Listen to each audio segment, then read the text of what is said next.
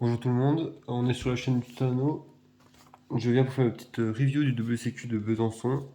WCQ, il y avait 171 joueurs, j'ai fait 91e avec un score de 3-1-4. Je vais vous parler déjà des match-ups et ensuite de ma decklist.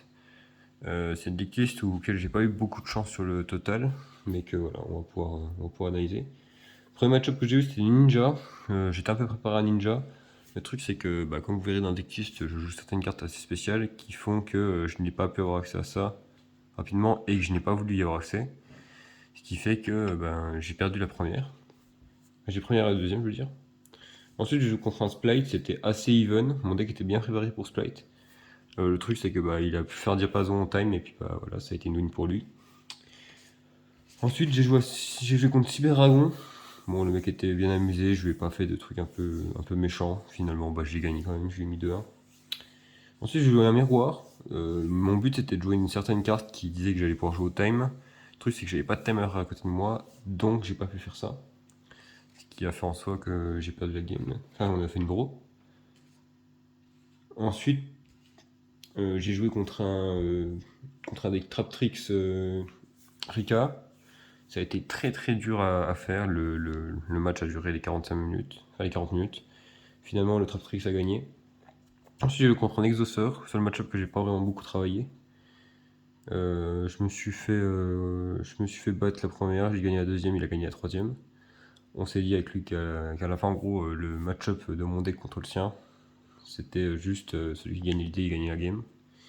J'ai joué contre un roi agencé ensuite. Il m'a sorti une fusion assez spéciale qui tapait tout le monde, 4005 dommage perçant. Vraiment très fort, il m'a OTK.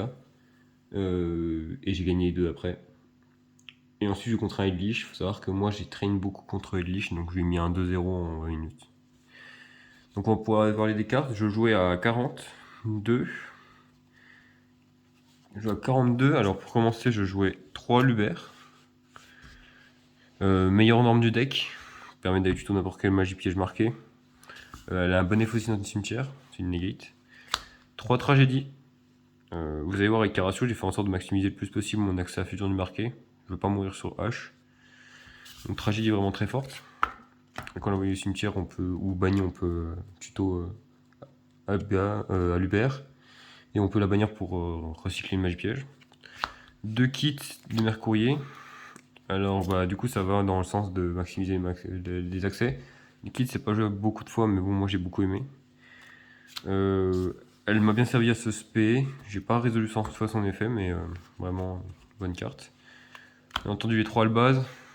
On en veut 3 parce que 1 c'est pas assez, 2 c'est pas mal mais bon on n'a pas de grind avec, 3 c'est parfait.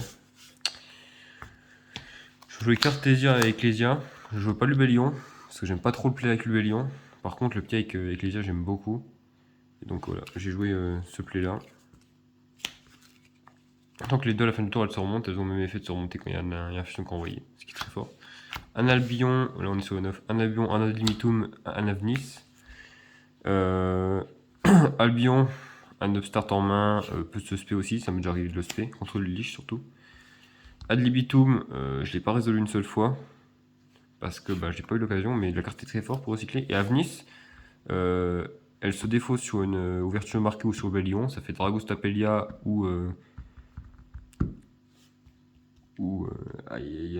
ça fait Dragostapelia ou Masquerade, ce qui fait soit ça burn ou soit c'est une domine negate en plus. Et ensuite je jouais 3H parce que on est dans un double sécu donc c'est pas forcément l'endroit où il y a le plus de gros deck méta. Faut savoir aussi que mon deck était très préparé pour taper du Kafchira, j'ai pas tapé un seul. Donc c'est ce qui a fait aussi que j'ai perdu pas mal de choses.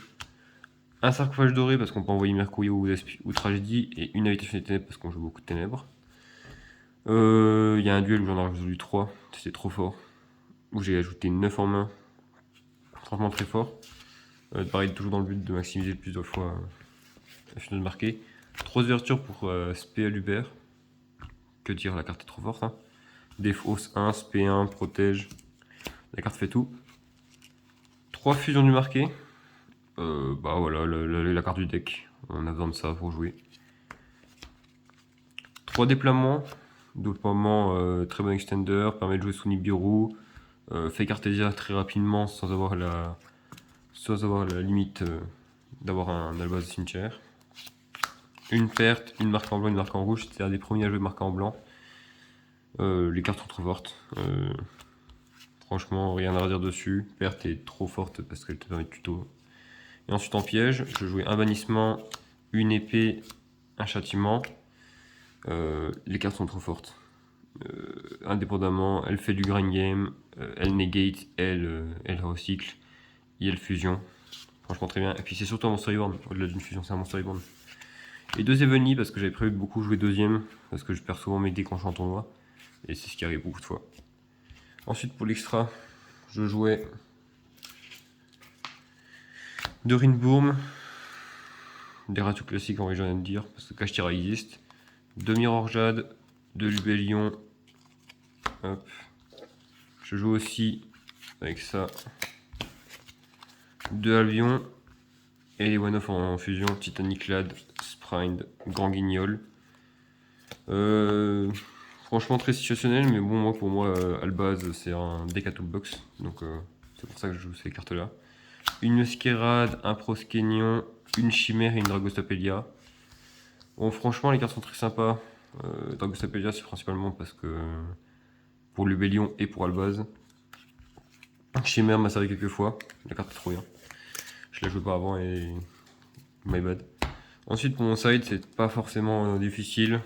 Une Ibli, un rat pour les locks. Avec expulsion bien entendu. Un Saronir parce que même si je joue pas Lubellion j'ai bien envie de jouer un Saronir, c'est très fort. Un Plumeau pour les decks Bacro, je déteste les decks Bacro.